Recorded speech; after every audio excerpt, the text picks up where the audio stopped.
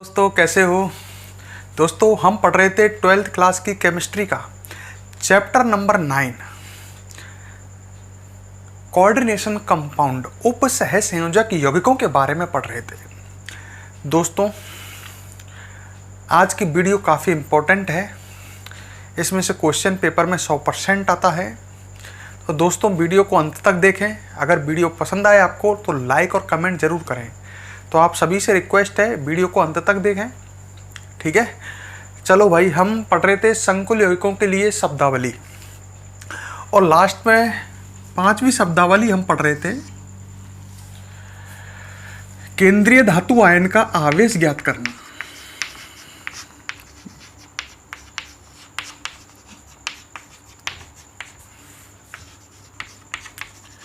हम ये शब्दावली पढ़ रहे थे केंद्रीय धातु आयन का आवेश ज्ञात करना, या कह दें केंद्रीय धातु आयन का ऑक्सीकरण अंक ज्ञात करना। आवेश ऑक्सीकरण अंक एक ही बात है। तो दोस्तों कैसे निकालेंगे हम केंद्रीय धातु आयन का ऑक्सीकरण अंक, ये लास्ट में मैंने आपको सिखाया था। आज कुछ और प्रैक्टिस कर लेते हैं जिससे हम केंद्रीय धातु आयन का ऑक्सीकरण अंक निकालने में फुल ट्रेंड हो जाएं, ठीक है। मैं आपको एग्जांपल देता हूं। Na2Zn Cn का होल 4, ये एक संकुल यौगिक है। आपको केंद्रीय धातु आयन दिख गया होगा, वर्गाकार कोष्ठक के अंदर घुसते ही केंद्रीय धातु आयन, इसका आवेश ज्ञात करना है। देखो संकुल यौगिक में इसका आवेश लिखा नहीं होता है, तो हमको इसका आवेश अर्थात ऑक्सीकरण अंक ज्ञात करना है।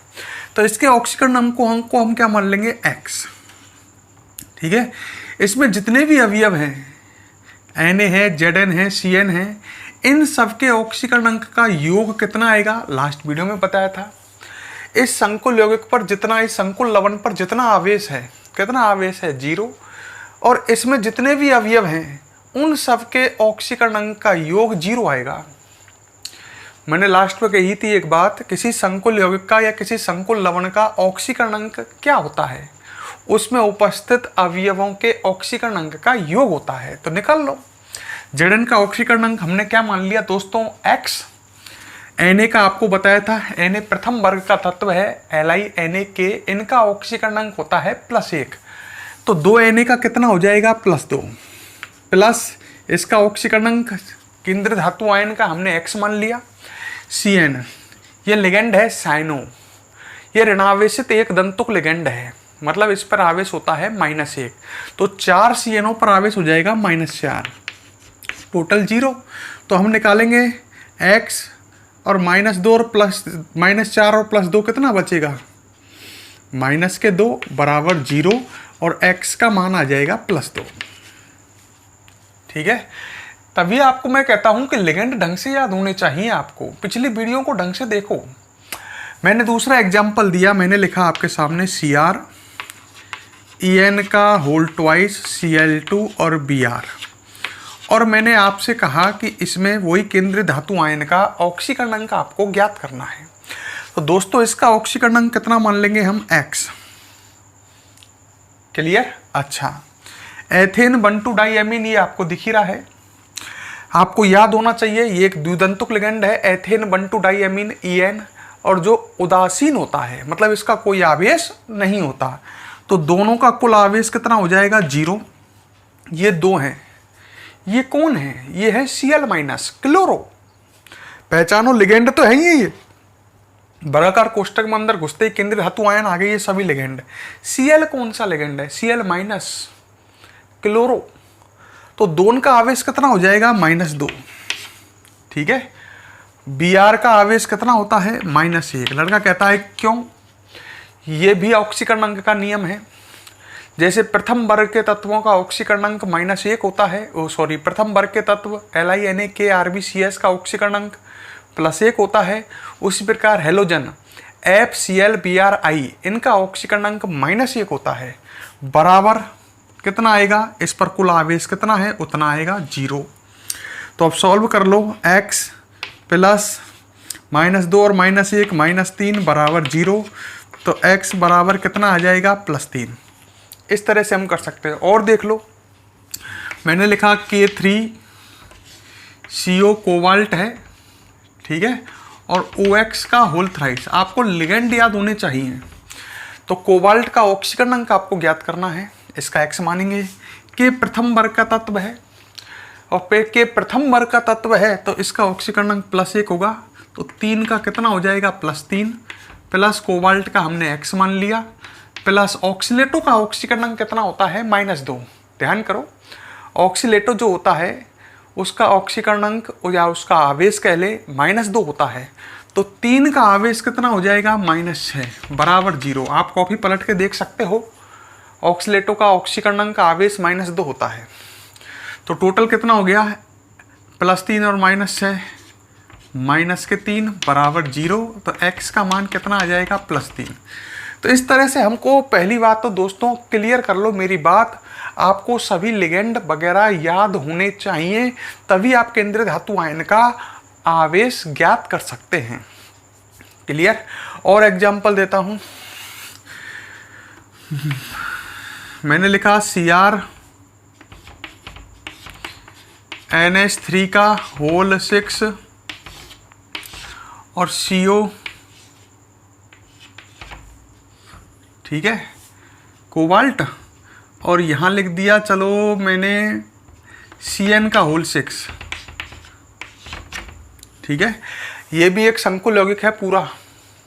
लड़के सोचते हैं 2 संकुल यौगिक है, नहीं, ये पूरा एक संकुल यौगिक है, पर इसमें वर्गाकार कोष्ठक कितने हैं 2। ये 2 वर्गाकार कोष्ठक वाला संकुल यौगिक है।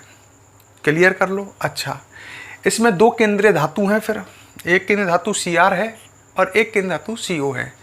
ऐसे संकुल यौगिक जिनमें 2 वर्गाकार कोष्ठक होते हैं, इनमें जो केंद्रीय धातु होती हैं इनका ऑक्सीकरण अंक सेम होता है। मेरी बात सुनी।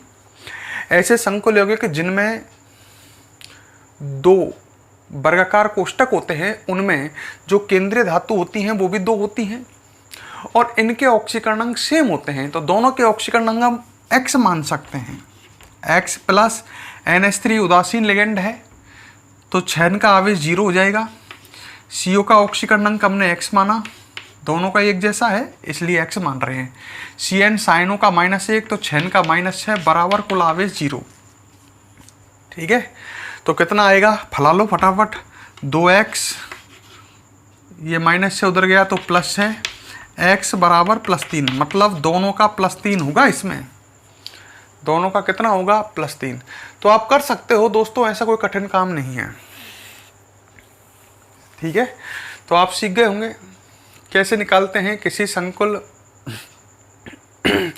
लवण का ऑक्सीकरण अंक, संकुल लवण में उपस्थित धातु आयन का ऑक्सीकरण अंक। कोई दोस्तों अगर नोट करना चाहे तो फटाफट वीडियो को पॉज करके इन्हें भी नोट कर ले। ठीक है, फटाफट वीडियो को पॉज करो और इन्हें नोट करो, फिर हम आगे बढ़ते हैं।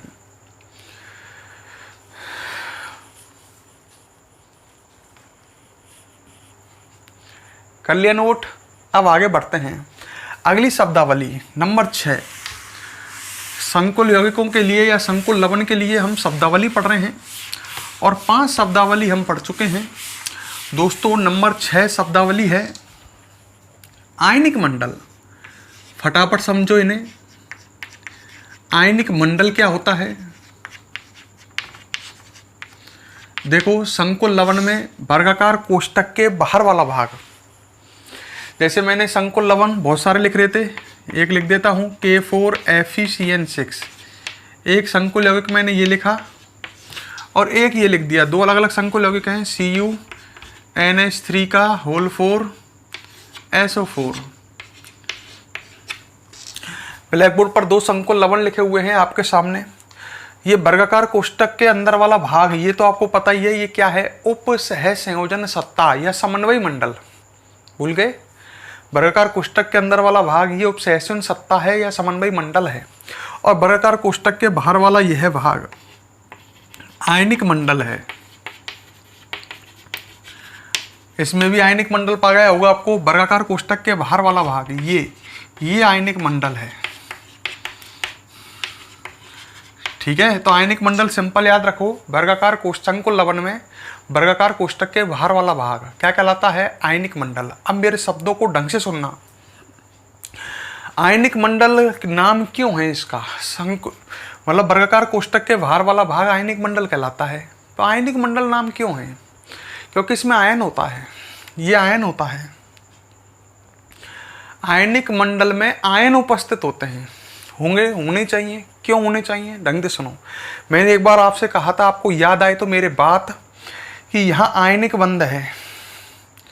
वर्गाकार कोष्टक वाला भाग बाहर वाले भाग के साथ आयनिक बंध बनाता है। यहाँ आयनिक बंध है, इसमें आयनिक बंध यहाँ है।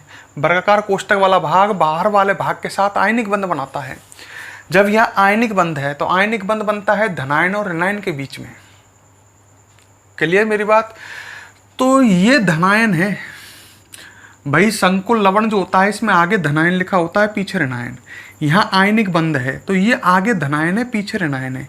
ये धनायन है चारों। कौन से धनायन है? K plus. जब अपन ने ऑक्सीकरण अंक निकाला था तो इनका ध्यान करो, इनका आवेश हमने +1 ही तो रखा था। तो ये हैं सारे K प्लस। तो ये तो धनायन है, मतलब यहाँ आयनिक मंडल में धनायन प्रेजेंट है और यहाँ आयनिक मंडल में ऋणायन प्रेजेंट है। क्यों? वही बात, संकुल लवण में आगे धनायन लिखा होता है, यहाँ आयनिक बंध है, आगे धनायन हो गया ये पूरा वर्गाकार कोष्टक वाला भाग, तो ये पीछे ऋणायन ही तो होगा, है सल्फेट आयन है ये SO4-2। तो ये है ऋणायन। तो आयनिक मंडल में आयन होते हैं। अगर आयनिक मंडल आगे है तो उसमें धनायन होंगे भाई, सीधी सी बात है। और आयनिक मंडल अगर पीछे है तो उसमें ऋणायन होंगे। ठीक है, तो हम सिंपल ही कह सकते हैं कि आयनिक मंडल क्या है? संकुल लवण में वर्गाकार कोष्टक के बाहर वाला वह भाग जिसमें आयन उपस्थित होते हैं। ठीक है, तो ये की ये परिभाषा लिख सकते हैं हम। संकुल लवण में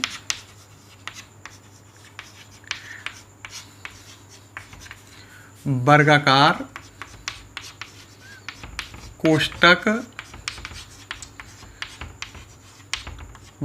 कोष्टक के बाहर वाला भाग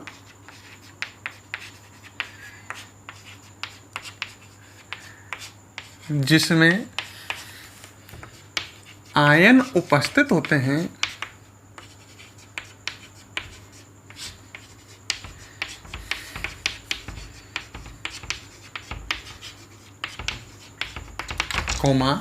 आयनिक मंडल कहलाता है।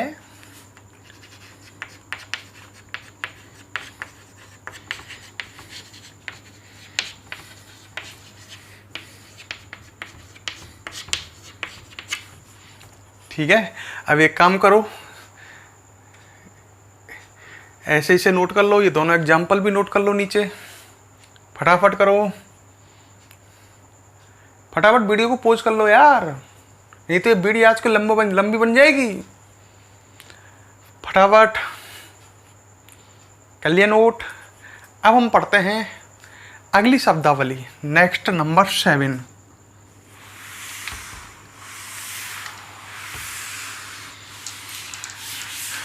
नेक्स्ट शब्दावली नंबर 7, होमोलैप्टिक व हेट्रोलैप्टिक संकुल।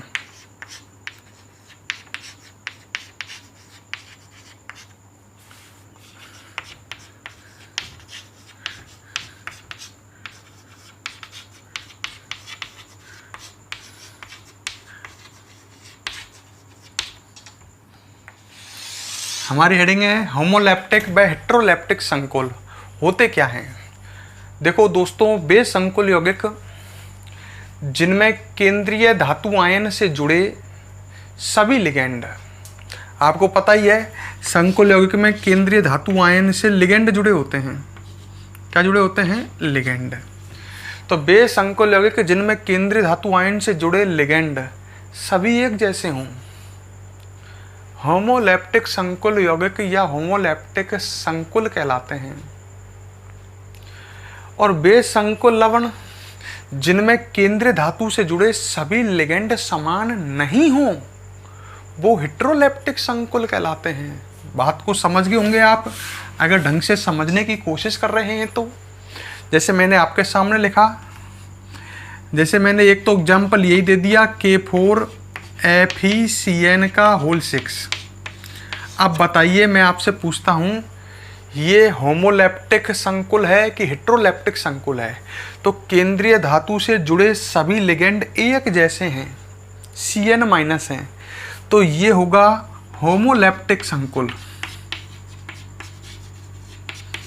बात को ढंग से समझ लो, बहुत ही सरल चीज है अगर आप समझने की कोशिश कर रहे हो तो। ठीक है, और मैंने एग्जाम्पल लिखा CrEn का होल ट्वाइस, Cl Br और बाहर I। यहाँ केंद्रीय धातु, ये तो वर्गाकार कोष्ठक के अंदर घुसते ही केंद्रीय धातु आयन हो गया, ये सभी लिगेंड हो गए। यहाँ केंद्रीय धातु आयन से जुड़े सभी लिगेंड क्या एक जैसे हैं? क्या नहीं, अलग अलग तरह के हैं, 3 तरह के हैं। 2 तो En है, एक Cl है, एक Br है। तो क्या ये होमोलैप्टिक संकुल यौगिक हुआ? नहीं, ये हो जाएगा हेट्रोलैप्टिक। मेरी बात को समझने की कोशिश कर लो, बहुत सरल है।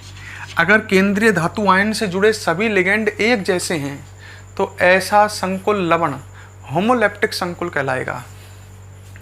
तो अपन लिख सकते हैं, बड़ी सिंपल बात, वह संकुल लवण जिसमें केंद्रीय धातु आयन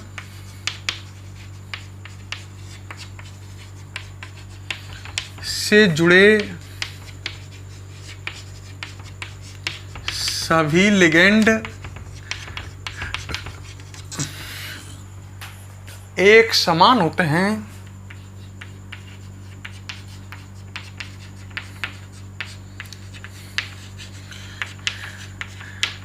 कोमा होमोलैप्टिक संकुल कहलाते हैं।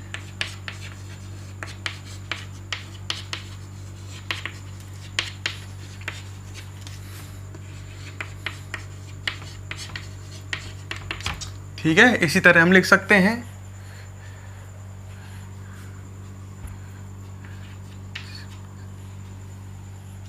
ऐसे हम लिख सकते हैं, वे संकुल, समझ गए होंगे आप, लवण जिसमें केंद्रीय धातु आयन से जुड़े सभी लिगेंड समान नहीं होते हैं, नहीं होते हैं, कोमा हेट्रोलैप्टिक संकुल कहलाते हैं। तो बहुत ही सरल चीज़ है, समझ के पढ़ो, हर चीज़ को रटो नहीं। वीडियो को पॉज करके दोस्तों फटाफट नोट कर लो, फिर हम आगे बढ़ते हैं।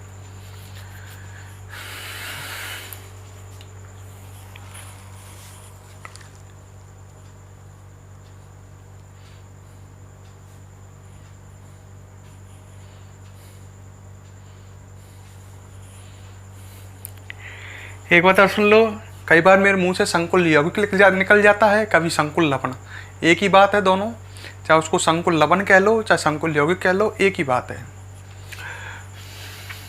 क्लियर, नोट कर लिया। अब नंबर 9, लास्ट शब्दावली।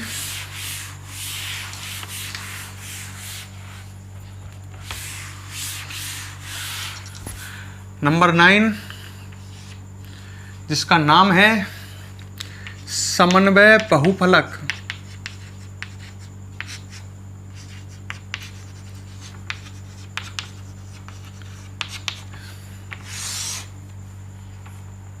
ठीक है, देखो जो संकुल लवण होता है उसमें जो केंद्रीय धातु आयन है, जैसे ये केंद्रीय धातु आयन है M+N, उससे जो लिगेंड जुड़े होते हैं, केंद्रीय धातु आयन ये है, उससे जो लिगेंड जुड़े होते हैं, ये आपको पता ही है क्या बना के जुड़े होते हैं, उपसह संयोजक बंध।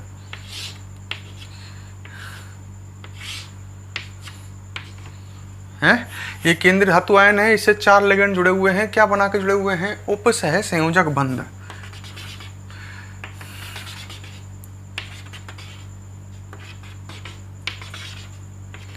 तो आप एक बार ढंग से देखो कि लिगेंडों ने एक चतुष्फलकीय आकृति का निर्माण कर रखा है, नहीं है क्या? और यही जो ये लिगेंडों की त्रिविम व्यवस्था है, बात को ढंग से समझने की कोशिश करना। लिगेंडों की संकुल लवण में, संकुल यौगिक में केंद्रीय धातु आयन से जुड़े जो लिगेंड हैं, इनकी जो ये त्रिविम व्यवस्था है, कैसी व्यवस्था? त्रिविम, तीनों विमा वाली ये व्यवस्था जो है। अब तक तो हम सिंपल व्यवस्था बना रहे थे, अगर हम त्रिविमीय व्यवस्था बनाएं लिगेंडों की, तो ये व्यवस्था जो है, ये चतुष्फलकीय व्यवस्था, समझ गए मेरी बात? ये व्यवस्था क्या कहलाती है? समन्वय बहुफलक। सॉरी, ये व्यवस्था कहलाती, सॉरी सही बात है, समन्वय बहुफलक। तो सिंपल भाषा में कहता हूँ, केंद्रीय धातु आयन संकुल लवण में केंद्रीय धातु आयन से जुड़े लिगेंडों की त्रिविम व्यवस्था, जो इनकी त्रिविम व्यवस्था है, वो कहलाती है समन्वय बहुफलक। जैसे ये कौन सा समन्वय बहुफलक है? चतुष्फलकीय है तो समन्वय बहुफलक, पर कैसा है? चतुष्फलकीय समन्वय बहुफलक, क्योंकि यहाँ लिगेंडों की चतुष्फलकीय त्रिविम व्यवस्था है। ऐसे ही मान लो ये केंद्रीय धातु आयन है, इससे 4 लिगेंड जुड़े हुए हैं, 1 2 3 और 4, और यहाँ ये लिगेंड एक वर्ग का फॉर्मेशन कर रहे हैं, स्क्वायर। तो ये भी एक लिगेंडों की त्रिविम व्यवस्था है। यह लिगेंड किसका फॉर्मेशन कर रहे हैं? वर्ग का। तो ये हो गई वर्गाकार समतलीय, समतलीय तो है ही ये समन्वय बहुफलक। मेरी बात को आप समझने की कोशिश कर रहे हो तो केंद्रीय धातु आयन से जुड़े लिगेंडों की त्रिविम व्यवस्था, सिंपल छोटी सी लाइन याद कर लो इसे। समन्वय बहुफलक क्या होता है? पेपर में आ जाए 1 नंबर में। संकुल लवण में केंद्रीय धातु आयन से जुड़े लिगेंडों की त्रिविम व्यवस्था क्या कहलाती है? समन्वय बहुफलक कहलाती है। तो हम लिख सकते हैं संकुल लवण में केंद्रीय धातु आयन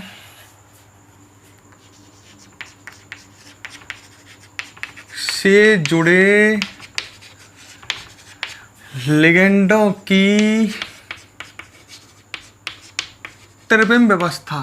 और बुक में त्रिविम के जगह क्या लिख रहा है? दिक् स्थान व्यवस्था। एक ही बात है, हम बुक के अकॉर्डिंग चलते हैं।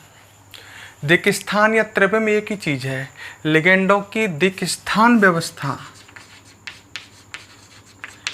समन्वय बहुफलक कहलाती है। तो परिभाषा बड़ी सिंपल सी है, याद कर लो। संकुल लवण में केंद्रीय धातु आयन से जुड़े लिगेंडों की दिक् स्थान व्यवस्था क्या कहलाती है? समन्वय बहुफलक। ये चतुष्फलकीय समन्वय बहुफलक हो गया, क्योंकि यहाँ लिगेंडों की त्रिविम व्यवस्था चतुष्फलकीय है।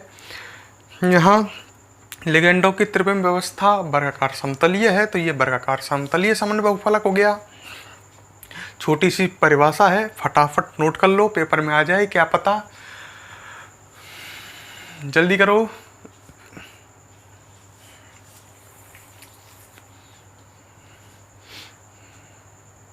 तो यहाँ दोस्तों नोट कर लिया ना, यहाँ हमारी शब्दावली फिनिश होती है। हम संकुल लवण के लिए शब्दावली पढ़ रहे थे, हमने 9 शब्दावली पढ़ी। सबसे पहले हमने उपसहसंयोजन सत्ता या समन्वय मंडल पढ़ा, फिर हमने केंद्रीय धातु आयन, फिर हमने लिगेंड, 3 शब्दावली तो यही हो गई। फिर लिगेंड के बाद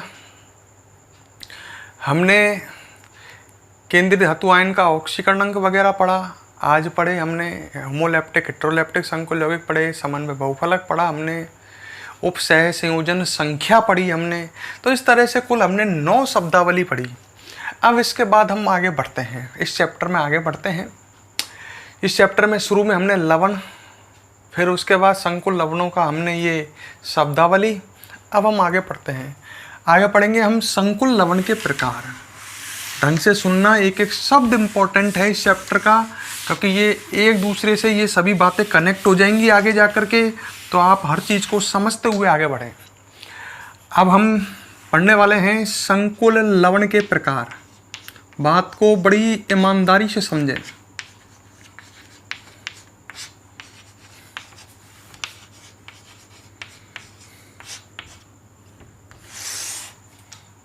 ठीक है, संकुल लवण के प्रकार। बात आई कि साहब संकुल लवण कितने प्रकार के होते हैं। देखो, हमने लवण दो तरह के पढ़े थे, ध्यान करो, कभी पहले पढ़े थे। एक तो पढ़े थे हमने साधारण लवण और एक योगात्मक लवण। फिर योगात्मक लवण हमने दो तरह के पढ़े थे, द्विक लवण और संकुल लवण। अब संकुल लवण कितने प्रकार के हैं ये पढ़ रहे हैं। तो संकुल लवण 3 प्रकार के हैं। बात को ढंग से समझ लेना, संकुल लवण 3 प्रकार के हैं।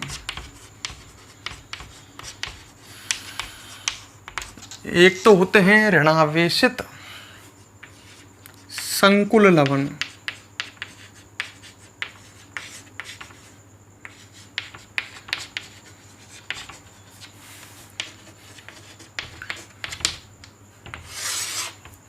ठीक है। अच्छा, ऋणावेशित संकुल लवण कैसे होते हैं? इन संकुल लवणों में जो वर्गाकार कोष्ठक वाला भाग है दोस्तों, वो ऋणायन होता है। संकुल लवणों में आपको पता ही है वर्गाकार कोष्ठक वाला भाग होता है नहीं होता? अच्छा, इस संकुल लवण में मुझे आप बताइए कि वर्गाकार कोष्ठक वाला भाग धनायन है कि ऋणायन है? ऋणायन है, क्योंकि संकुल लवण में मैंने पहले भी कहा थोड़ी देर पहले आज ही कि संकुल लवण में आगे धनायन लिखा होता है। ये यहाँ पर आयनिक बंध है, ये आगे धनायन है, ये पीछे ऋणायन है। तो वर्गाकार कोष्ठक वाला भाग इस संकुल लवण में मैं आपसे पूछता हूं कि धनायन है या ऋणायन है? ऋणायन है। यदि संकुल लवण में वर्गाकार कोष्ठक वाला भाग ऋणायन है तो ऐसा संकुल लवण कहलाएगा ऋणावेशित संकुल लवण। क्लियर? तो मैं शॉर्ट में लिख देता हूं, इस संकुल लवण में वर्गाकार कोष्ठक वाला भाग ऋणायन होता है। सही है, वर्गाकार कोष्ठक वाला भाग ऋणायन होता है।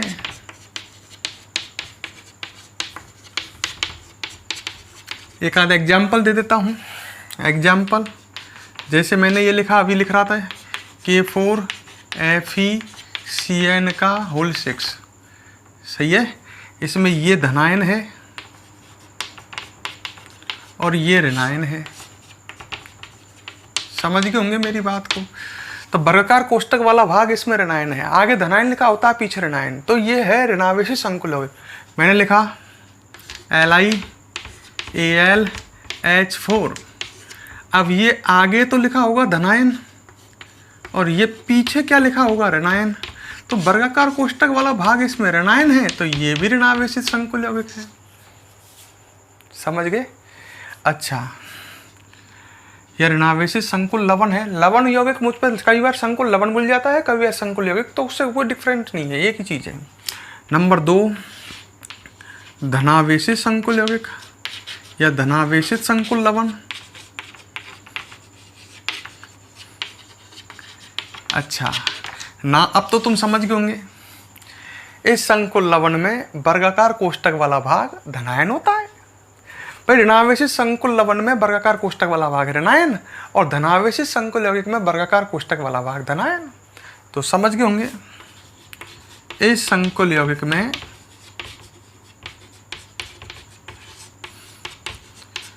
वर्गाकार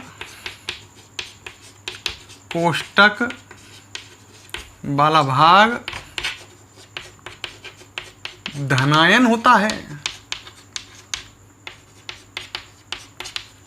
छोटा लिखा है पर समझ गए होंगे। इस संकुल यौगिक में वर्गाकार कोष्ठक वाला भाग क्या होता है दोस्तों? धनायन। एग्जाम्पल है, मैंने लिखा CuNH3 का होल 4, NH3 का होल 4 SO4 अब बताओ खुद, इसमें आगे क्या लिखा होता है संकुल लवण में? धनायन, और पीछे क्या लिखा होता है? ऋणायन। तो यहाँ वर्गाकार कोष्टक वाला भाग धनायन है, तो ये धनावेशित संकुल यौगिक है? और एग्जाम्पल दूँ एक आध, समझ गए होंगे। CrEn का होल ट्वाइस Cl2 और बाहर Cl। अब वर्गाकार कोष्टक वाला भाग आगे है तो ये धनायन होगा और ये पीछे ऋणायन होगा। तो ये भी कैसा संकुल यौगिक है? धनावेशित संकुल यौगिक है। क्लियर? और लास्ट में लिखता हूं नंबर 3, कौन सा आएगा? उदासीन संकुल यौगिक। नाम से समझ गए होंगे, इन संकुल यौगिकों में वर्गाकार कोष्टक वाले भाग पर कोई आवेश नहीं होता है, मतलब वो ना तो धनायन होता है और ना ही ऋणायन होता है। तो हम कह सकते हैं इस संकुल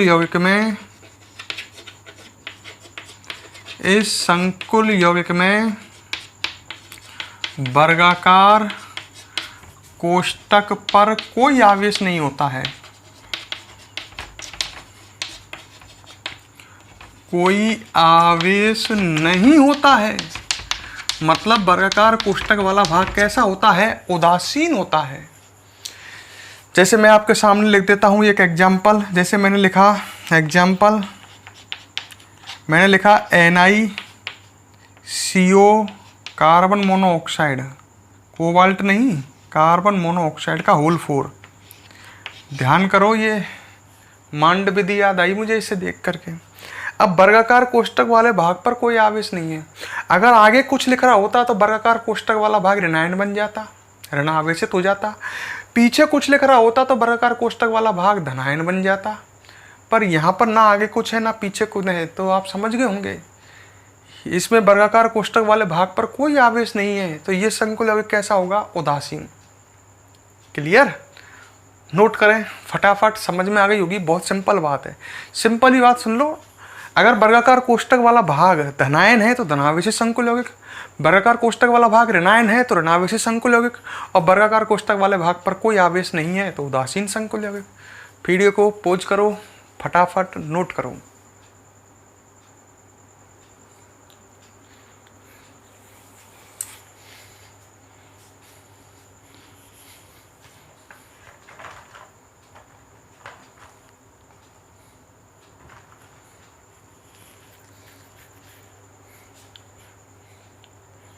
कर लिया नोट?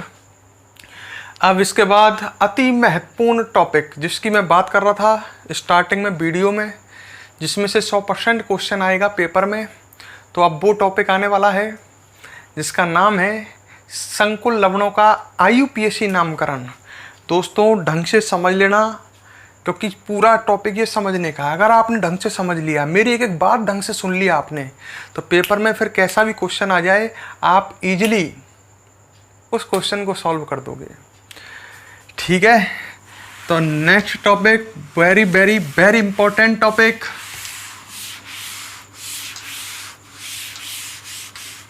जिसका नाम है संकुल लवण का IUPAC नामकरण।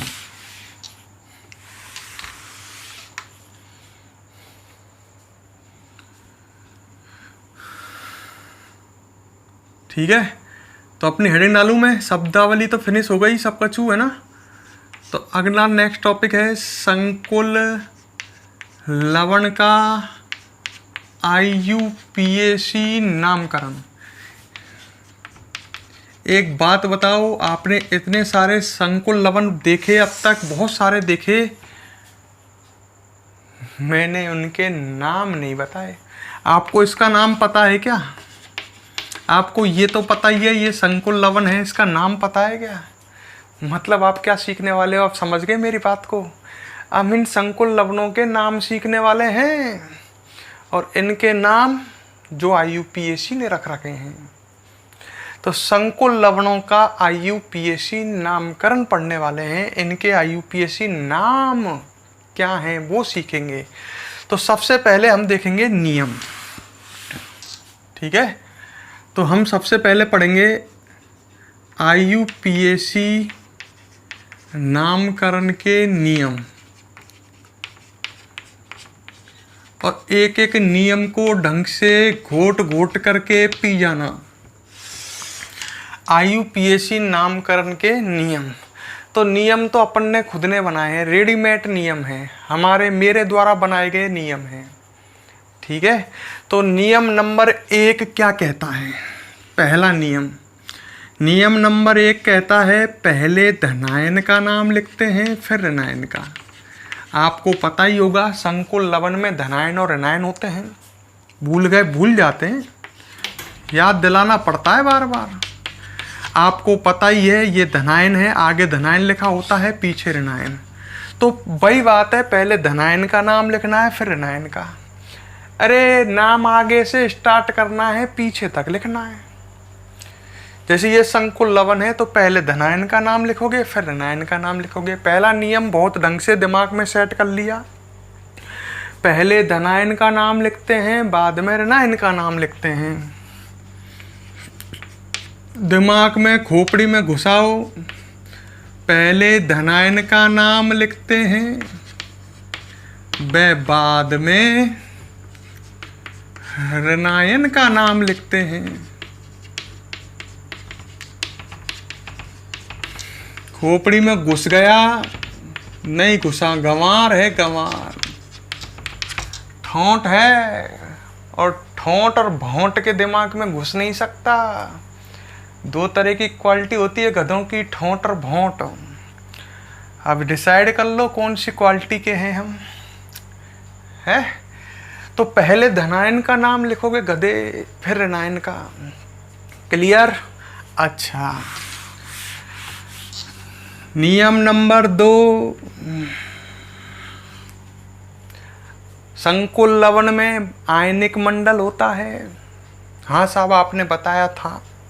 मीन क्या? वर्गाकार कोष्ठक के बाहर वाला भाग आयनिक मंडल कहलाता है, जिसमें आयन उपस्थित होते हैं। इनकी सही बात याद आ गया, वर्गाकार कोष्ठक के बाहर वाला भाग जिसमें आयन होता है। अच्छा, तो दूसरा नियम ये कहता है आयनिक मंडल के आयन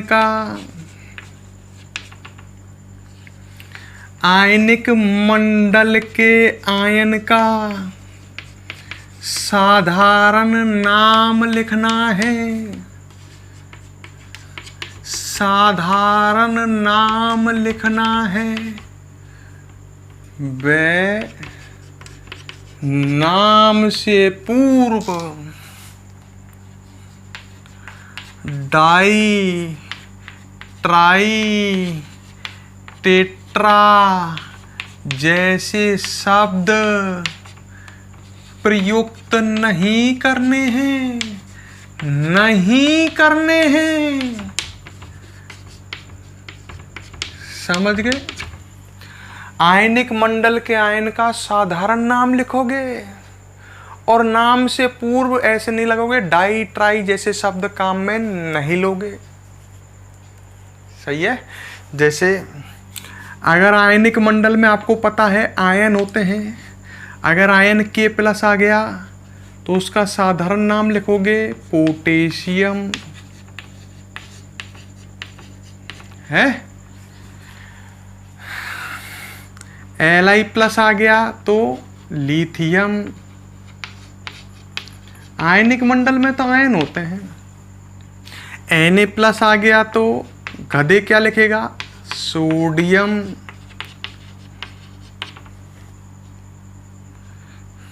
समझ गए? है?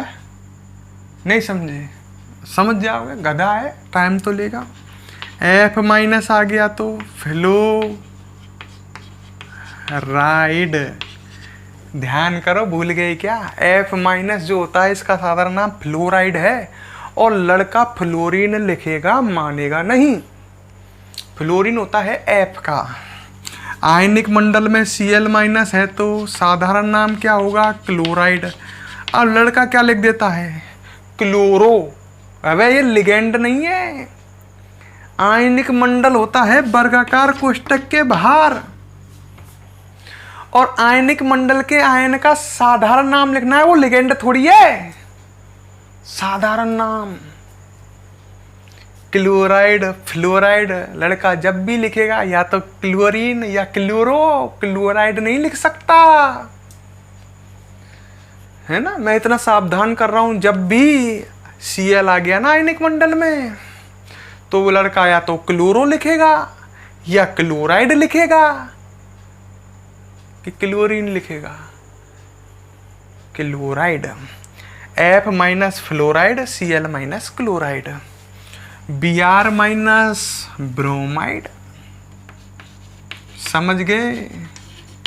नहीं समझ सकता तू, I माइनस आयोडाइड है। और याद करता हूं, SO4 माइनस 2, क्या लिखोगे? सल्फेटो की सल्फेट, साधारण नाम, लिगेंड वाला नाम नहीं। NO3 माइनस, बताओ क्या लिखोगे? नाइट्रेट। लड़का नाइट्रेटो लिखता हुआ पकड़ा जाएगा, है। और याद करता हूं मैं, चलो NO2 माइनस या ONO माइनस, कोई सा भी आ जाए दोनों में से, दोनों का साधारण नाम है नाइट्राइट। ठीक है, और कोई आ जाएगा तो देखेंगे। अब इनको नोट कर लो, 2 नियम हो गए। आयनिक मंडल के आयन का साधारण नाम, उससे पूर्व डाइट्राई से शब्द काम में नहीं लेने हैं। क्लियर? फटाफट वीडियो पॉज करो और इसे नोट करो फटाफट, बहुत लंबी हो जाएगी वीडियो, पूरे नियम पढ़ाने मुझे।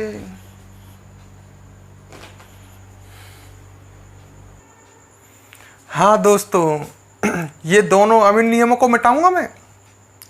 इन्हें पहले अपने दिमाग में, अपने मन में, जहन में ढंग से बैठा लो, दोनों नियमों को।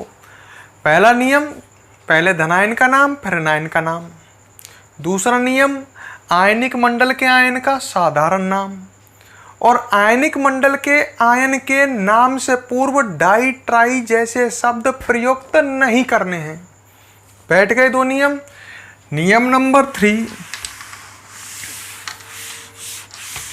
पहले नियम जब ढंग से आपके दिमाग में सेट हो जाएंगे तो ही आप बड़ी आसानी से संकुल लवणों का यूपीएससी नाम लिख सकते हो। तीसरा नियम, देखो तीसरा नियम है, जैसे मैंने ये लिखा, संकुल यौगिक है, संकुल लवण है, तो तीसरा नियम है इसके बारे में, वर्गाकार कोष्ठक वाले भाग के बारे में। नियम नंबर 2 था इसके बारे में, आयनिक मंडल के बारे में। तो वर्गाकार कोष्ठक वाला जो भाग है, अब इसके बारे में सुनो। वर्गाकार कोष्ठक वाले भाग के अंदर कौन कौन होते हैं? केंद्रीय धातु, धातु बोल रहा हूं, कोई दिक्कत नहीं है, और लिगेंड। वर्गाकार कोष्ठक के अंदर घुसते ही धातु और आगे होते हैं लिगेंड। तो वर्गाकार कोष्ठक वाले भाग का नाम लिखते समय पहले लिगेंडों का नाम, ठीक है, किसका नाम? लिगेंडों का नाम, और बाद में केंद्रीय धातु का नाम। उल्टा है, वर्गाकार कोष्ठक वाले भाग का नाम लिखते समय पहले लिगेंडों के नाम। लिगेंड भाई 2 तरह के भी तो हो सकते हैं, 3 तरह के भी तो हो सकते हैं।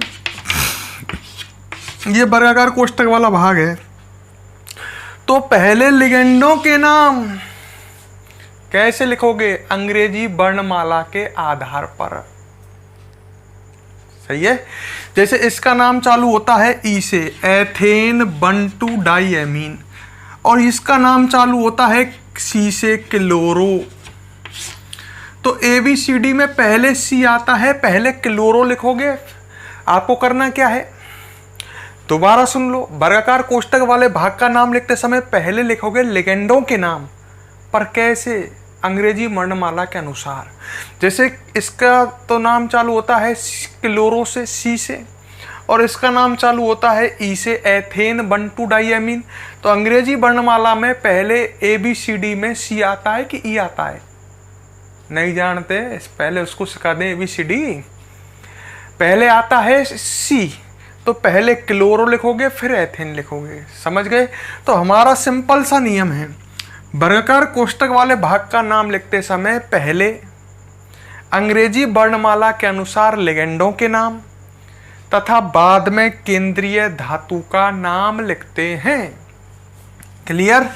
अभी नियमों को समझो, बाकी सब कुछ समझ में आ जाएगा। तो हमारे पास नियम ये आया, वर्गाकार कोष्टक वाले भाग का नाम लिखते समय, वर्गाकार कोष्टक वाले भाग का नाम लिखते समय पहले, दिख तो रहा है ना, वर्गाकार कोष्टक वाले भाग का नाम लिखते समय पहले अंग्रेजी वर्णमाला के अनुसार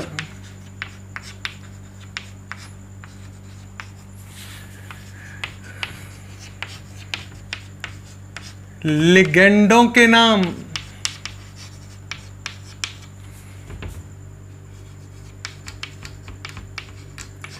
तथा बाद में केंद्रीय धातु का नाम लिखना है।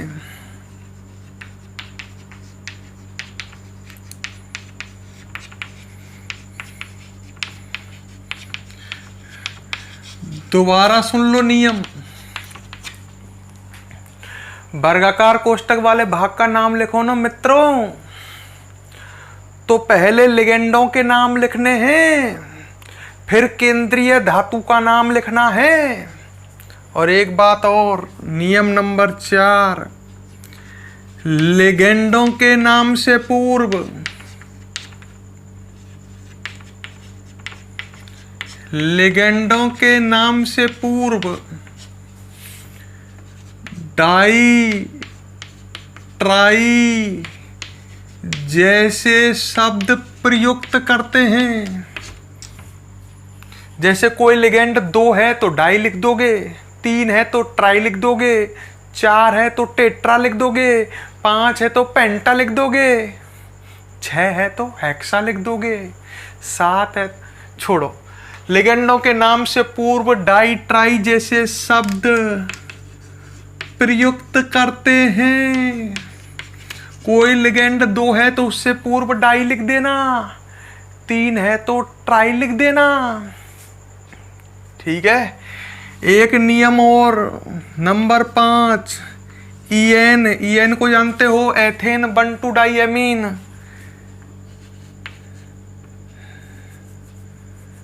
की संख्या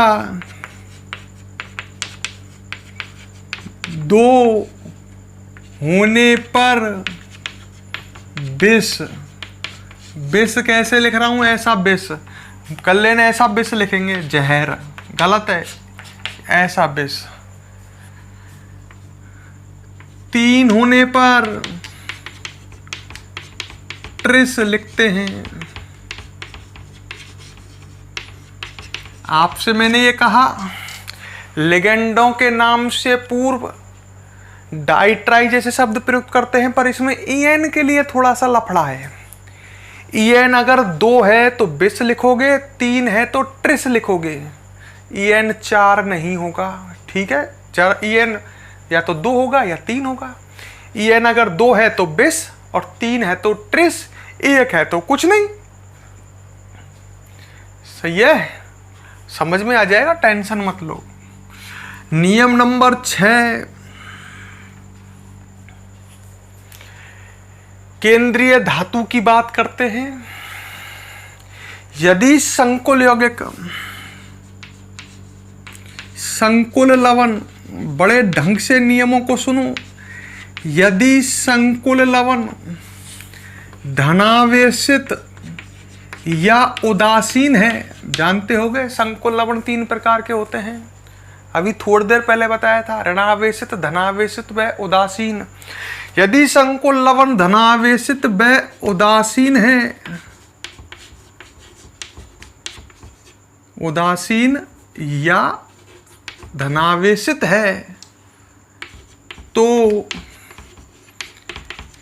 केंद्रीय धातु का साधारण नाम लिखते हैं। कैसा नाम लिखते हैं? साधारण नाम। दोबारा सुन लो। यदि संकुल लवण धनावेशित या उदासीन है तो केंद्रीय धातु का साधारण नाम लिखते हैं। मैं एक लिख के बताता हूं। मान लो केंद्रीय धातु है Cr, तो नाम आएगा क्रोमियम। कब? जब संकुल लवण धनावेशित या उदासीन है तो केंद्रीय धातु Cr है तो नाम क्रोमियम। Mn है तो मैंगनीज।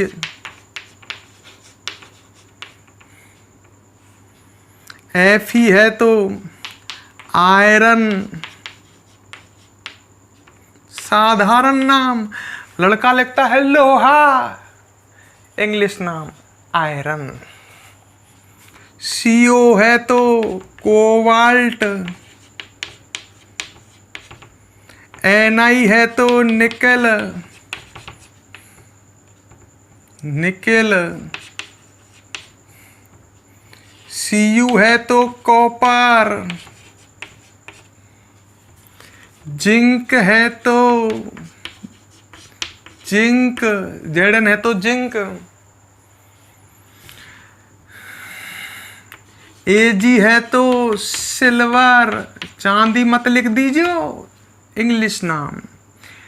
Au है तो गोल्ड। Pt है तो प्लेटिनम। Al है तो एल्यूमिनियम।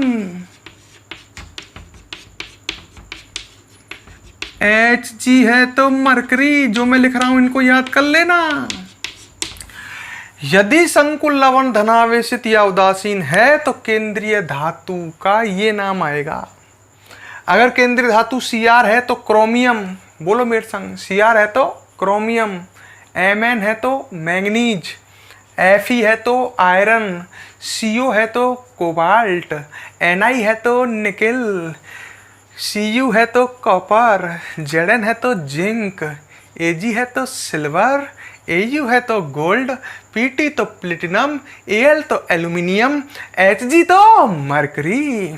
अच्छा, और फिर लड़कों के दिमाग में दूसरी बात आ गई होगी, अगर संकुल लवण ऋणावेशित हुआ तो उसका भी निपटारा कर देते हैं।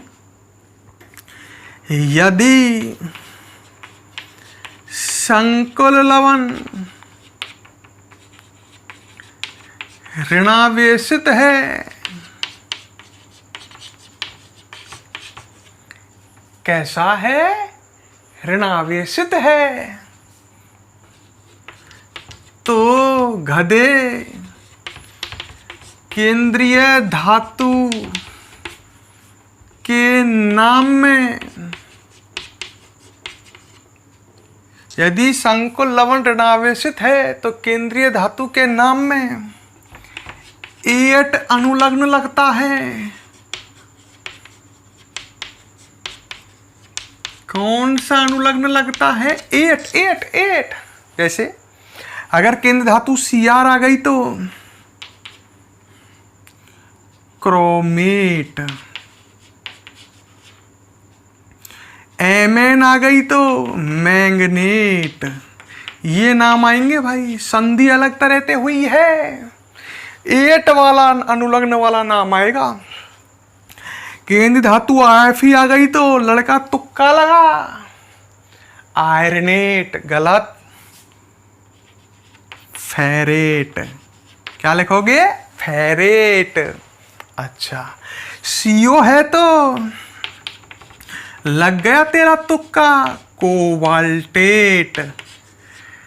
Ni है तो लगा तुक्का, निकलेट। Cu है तो कॉपरेट। गलत। क्या होता है कॉपरेट? क्यूप्रेट। कॉपरेट नहीं गधे, क्यूप्रेट। Zn है तो जिंकेट, लग गया तुक्का। एजी है तो लड़का बोला उछल करके सिल्वरेट, सिल्वरे नहीं। बता क्या आएगा? एजी है तो अर्जेंटेट, क्योंकि एजी जो है इसका लेटिन नाम होता है अर्जेंटम, तो इसका नाम आएगा अर्जेंटेट। मैं बता रहा हूं, इन्हें याद कर लेना ढंग से। एजी है तो अर्जेंटेट। एयू है तो लड़का बोला गोल्डेट, गोल्डेट नहीं। एयू का लेटिन नाम होता है ओरम, तो इसका नाम आएगा ओरेट, औरत नहीं ओरेट। पीटी है तो प्लेटिनेट। एल है तो लड़का कह रहा है एल्यूमिनियमेट, हाँ कर दे मटिया मेट। एल है तो एल्यूमिनेट। और एच जी है तो लड़का कह रहा है क्या आएगा? मर्क्यूरेट नहीं, मर्क्यूरेट, मर्क्यूरेट। तो याद करो, सीआर है तो क्रोमेट। संकुल लवण ऋणावेशित होने पर ये 8 वाले नाम आएंगे, ठीक है। सीआर है तो क्रोमेट, एमएन है तो मैग्नेट, एफई है तो फेरेट, सीओ है तो कोबाल्टेट। एक बार पढ़ लो, याद हो जाएंगे। एनई तो निकलेट, सीयू क्यूप्रेट, जड़न जिंकेट, एजी अर्जेंटेट, सिल्वरेट नहीं argentate, AU ऑरेट, PT Palatinate, L aluminate और एचजी मर्क्यूरेट। 7 नियम हो गए साहब। एक लास्ट नियम नंबर 8, केंद्रीय धातु आयन। केंद्रीय धातु के नाम जब आप लिख दोगे, उसके बाद केंद्रीय धातु के नाम के बाद छोटे कोष्टक में, छोटा कोष्टक जानते हो? नहीं जानते साहब, बायोलॉजी वाले बिल्कुल नहीं जानते। ऐसा होता है छोटे कोष्टक ऐसा। तो केंद्रीय धातु के नाम के बाद छोटे कोष्टक में रोमन संख्या में, साहब रोमन संख्या, रोमन संख्या नहीं जानता? फर्स्ट, सेकंड, थर्ड, ये रोमन संख्या है। फोर्थ, 0 0 0 ही होता है। तो समझ गए, केंद्रीय धातु के नाम के बाद छोटे कोष्टक में रोमन संख्या में केंद्रीय धातु का ऑक्सीकरण अंक, मतलब आवेश है ना, केंद्रीय धातु का ऑक्सीकरण अंक लिखते हैं।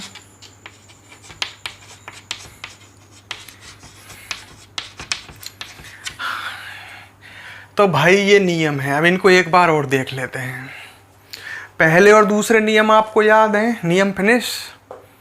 पहला और दूसरा नियम, पहले धनायन का नाम फिर ऋणायन का नाम, पहला नियम। दूसरा नियम, आयनिक मंडल के आयन का साधारण नाम और आयनिक मंडल के आयन से पूर्व डाई ट्राई जैसे शब्द प्रयुक्त नहीं करते हैं।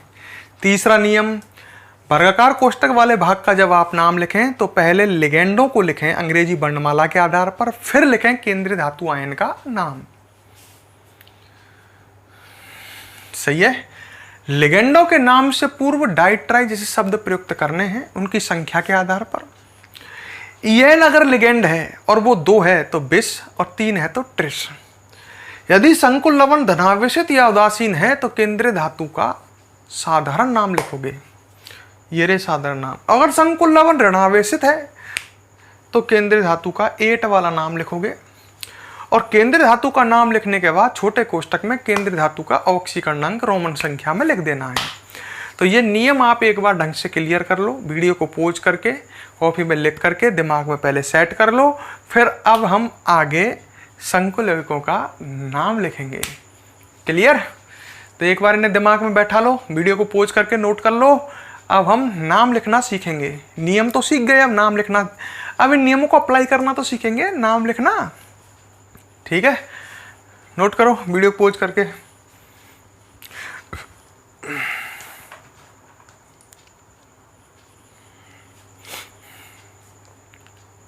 है, कर लिया? चलो भाई मिटा दूं?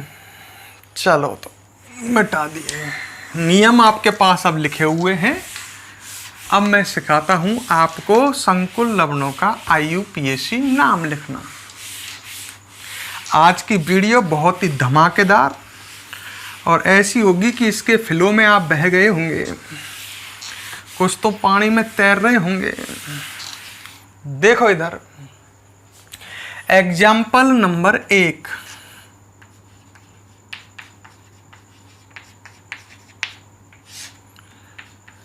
वही अपना घिसा पिटा एग्जाम्पल।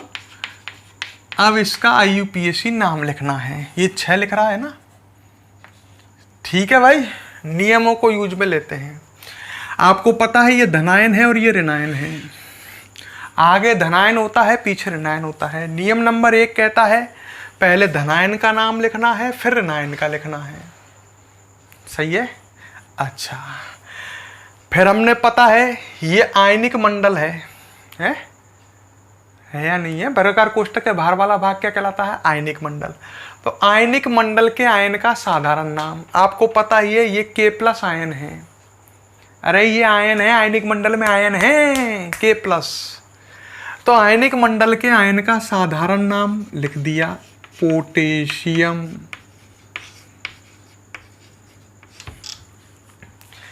लिख दिया पोटेशियम। क्या पोटेशियम के आगे मैं टेट्रा लगा दूं? ये 4 है इस वजह से नहीं। आयनिक मंडल के आयन का साधारण नाम लिखना है। नाम से पूर्व डाई, ट्राई, टेट्रा जैसे शब्द काम में नहीं लेने हैं। आप टेट्रा पोटेशियम नहीं लिखोगे। नियम नंबर 2 भी क्लियर। फिर आया ये वर्गाकार कोष्ठक। वर्गाकार कोष्ठक वाले भाग का जब नाम लिखते हैं तो पहले लिखते हैं लिगेंडों के नाम। लिगेंड कौन से हैं? साइनो। लिगेंडों के नाम साइनो। साइनो। ओहो साहब, आप एक गलती कर गए मेन की। क्या? लिगेंडों के नाम से पूर्व डाई, ट्राई जैसे शब्द काम में लेते हैं। अच्छा, ये 6 हैं तो क्या लिखूं? हेक्सा। हेक्सासाइनो। अब तो ठीक है, हाँ अब सही है।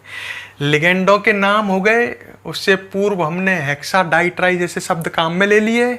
अब लिगेंडों के नाम से बाद हम किसका नाम लिखते हैं? केंद्रीय धातु का नाम। रुक जाओ, केंद्रीय धातु का नाम लिखते समय पहले संकुल लवण को गौर से देखो। ये धनावेशित है, ऋणावेशित है, उदासीन है? लड़के ने कहा ऋणावेशित। क्यों? क्योंकि वर्गाकार कोष्ठक वाला भाग ऋणायन है। ऋणायन है तो ये ऋणावेशित संकुल यौगिक है। अच्छा, तो केंद्रीय धातु का फिर तो 8 वाला नाम आएगा। Fe के लिए क्या नाम लिखोगे? फेरेट। अच्छा, हो गया काम।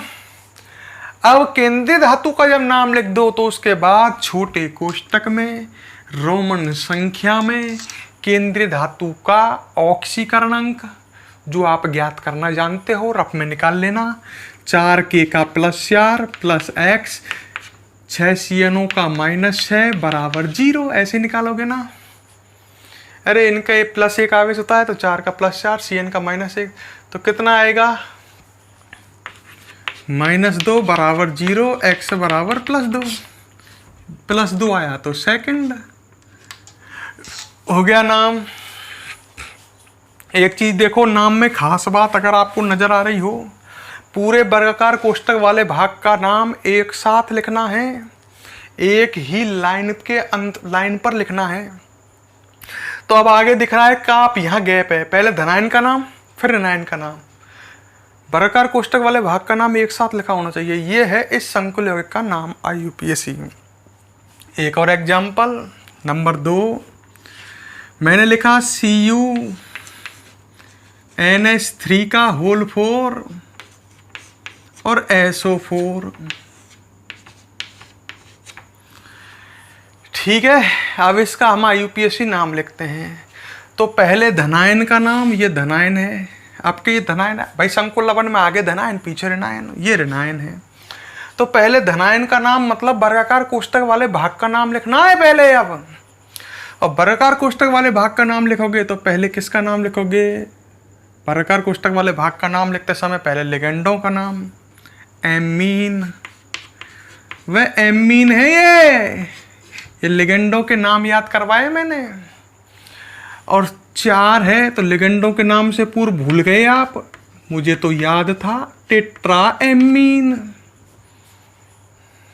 हो गया। लिगेंडों के नाम से पूर्व डाइट्राई ये शब्द काम में लेते हैं ना उनकी संख्या के आधार पर, लिगेंड फ्री। अब किसका नाम?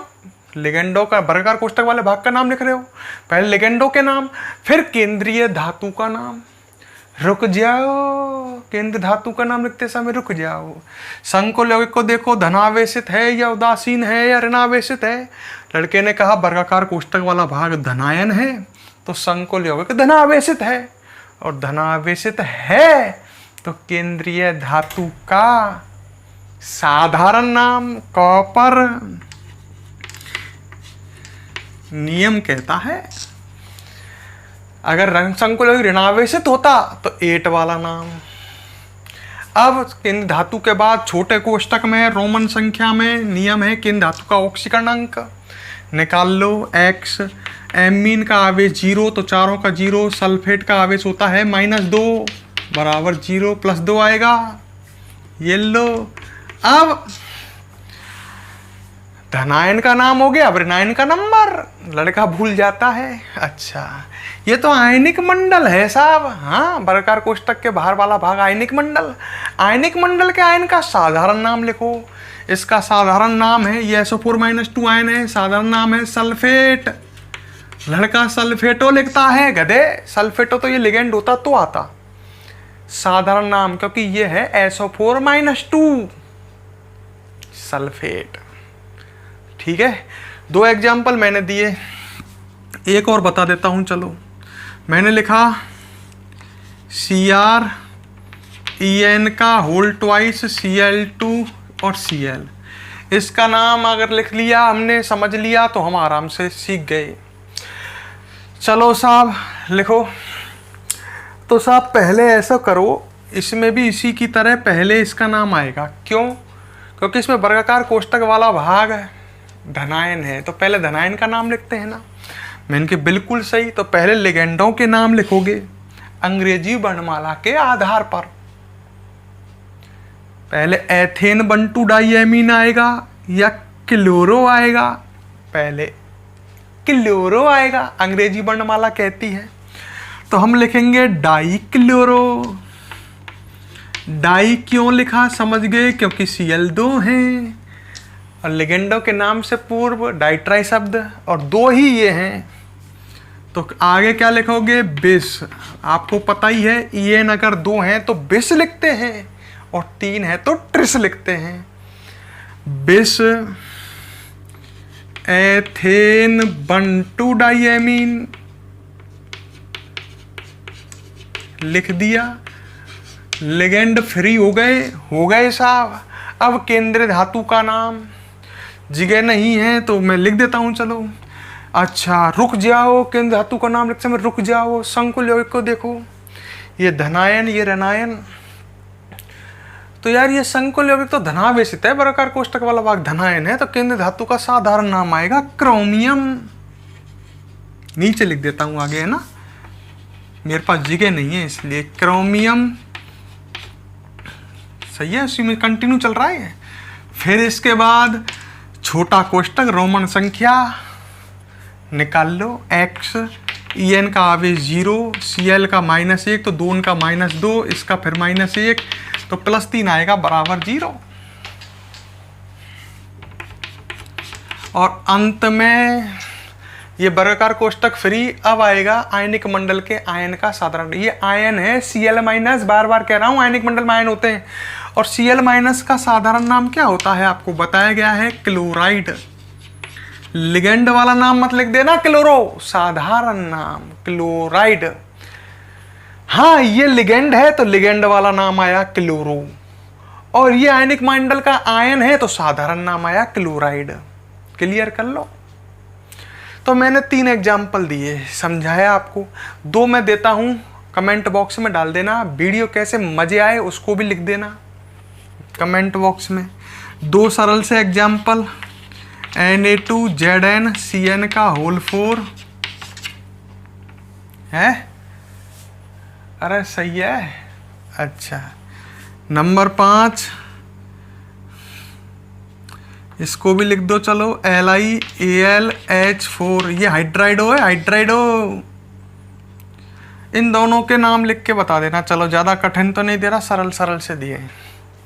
इनको नोट कर लो, इन दोनों के नाम कमेंट बॉक्स में चाहिए। वीडियो को पॉज करो, नोट करो।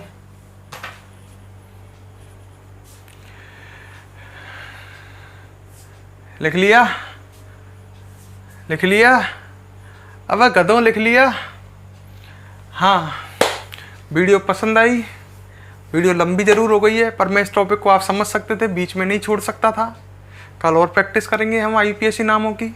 मैं इसको बीच में छोड़ देता तो इसकी खिचड़ी हो जाती है ना, तो इसलिए वीडियो थोड़ी सी लंबी हो गई है। मज़ा आया होगा, पर टाइम पता नहीं लगा होगा वीडियो कब कंप्लीट हो गई है। इंटरेस्टिंग टॉपिक था। वीडियो को लाइक और कमेंट करने में कंजूसी करते हैं यार, कर लेना।